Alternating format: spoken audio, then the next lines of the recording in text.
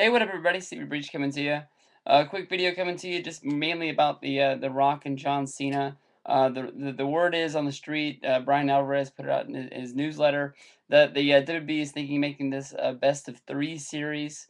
To see who you know the king of the world is, I guess you can say. I don't know what they're looking to see, but maybe the best superstar of the 90s and the 2000s. This has been going down, and a lot of people say this is the Attitude Era going up against the PG era, and this is gonna be a big fucking match. The Rock and John Cena. I can understand if they want to do this, to pump a lot of money into this year's Mania and make 2012 a big, very, very big successful year for WWE. But I honestly think that this is a desperation move, I think you can say, when they don't really need to. I mean, The Rock's gonna make a big splash when he comes. He's already said that he's coming to the Survivor Series, and people have said that he's gonna show up at the Royal Rumble and he's gonna show up in Elimination Chamber to hype this matchup enough. But I really don't think this needs to be a best of three series. I think WrestleMania always has and always will be the end all of all feuds. I mean, WrestleMania is the biggest stage of the year. There's no reason to start something at WrestleMania and have it roll over throughout the year and finally end it at SummerSlam. One thing that caught my eye out of the report of the newsletter was that they said the second match was going to be held at Backlash. We haven't had a Backlash since 2009, and I don't think there's any way in the world of bringing it back. Um, Mania has always had this sort of magic. Can you feel the magic in there? And just try to spill that magic over into the next pay per view, which is Extreme Rules, just doesn't make any sense. John Cena and The Rock, that sort of match. All you really need is an arena. You need a ring, some ropes.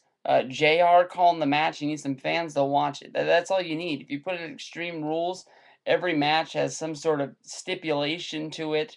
It's not like it used to be. When it used to be Backlash, you just used to be basically, it would just be WrestleMania matches again. It'd just be rematches, just to pump out one more little paycheck out of all the fans to watch it one more time. It never had the same sort of feel, but they sort of just copied it. It was just like a copy and paste of the month before, and not that many people bought it, but it worked for what it was. I mean, if you look back when they did the Hogan and the Rock feud, which is probably the last real big dream match that they did in WWE.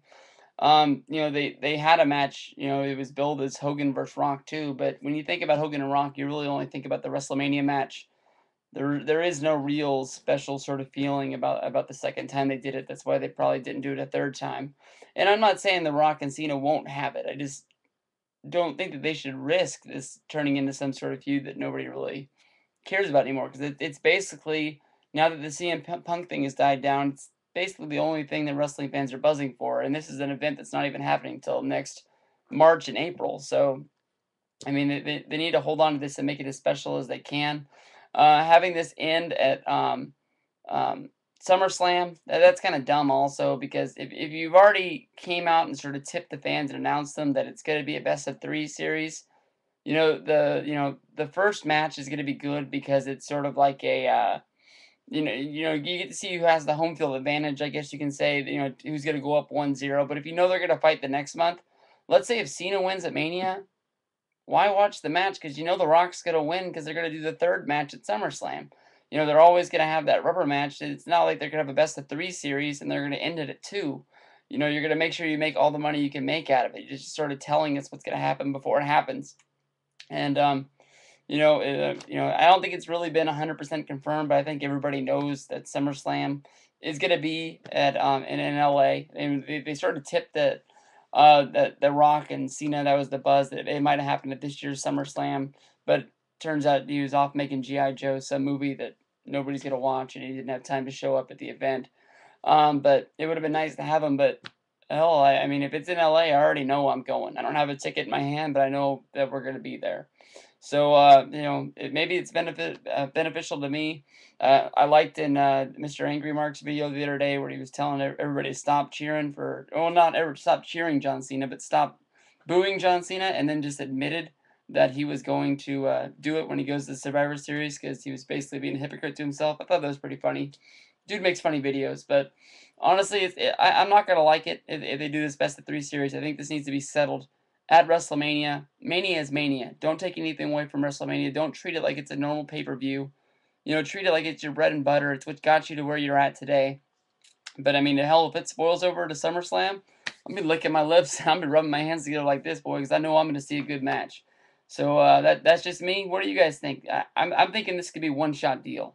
That's it. You know, Vince McMahon's already said that they've already made some sort of agreement with The Rock to show up at other pay-per-views. But I think you sort of have Cena and Rock, you know, make up after the match, give that, you know, firm handshake, and then do the whole I guess you can say Shawn Michaels and Hulk Hogan thing where they tag up at the next pay per view. Well, that's not good because they did tag up and they had a tag match, and then Shawn Michaels kicked him in the mouth, and then they had another match. But I don't know. Yeah, do something where you know they can have a tag match between you know Cena and Rock, and have them go up against some sort of dream team in the WWE and have them destroy him, so you can see these guys work together for once. That's just my thoughts, you know, and then have Rock fight other guys to sort of give them the rub. Maybe even like give people are gonna hate this. Maybe even go Rock versus The Miz and sort of give him some sort of rub so we can move up in the card. Rock and Orton, I'm not sure about that one, but you know, there's other guys out there, and get some more dream matches, some more, give some more guys some good rub. I just watched the Rock and Goldberg, and I was real surprised. Everybody always says how much the WWF guys didn't help out the WCW guys when they came in. They didn't want to lose their spot. I guess The Rock already knew what he was leaving. You watch that match and you watch the feud. I didn't really watch the whole feud today. I just watched the build up, you know, preview video that they did. But The Rock made Goldberg sound like $1,000,000, and even the little special clip that you can find on YouTube where The Rock says goodbye, he even like on his way out of the door, he puts Goldberg over one more time, just calling him a mean son of a bitch. But good times, best of three series. I say thumbs down, but you know, hey, if it happens, I'll be there. SummerSlam. SummerSlam.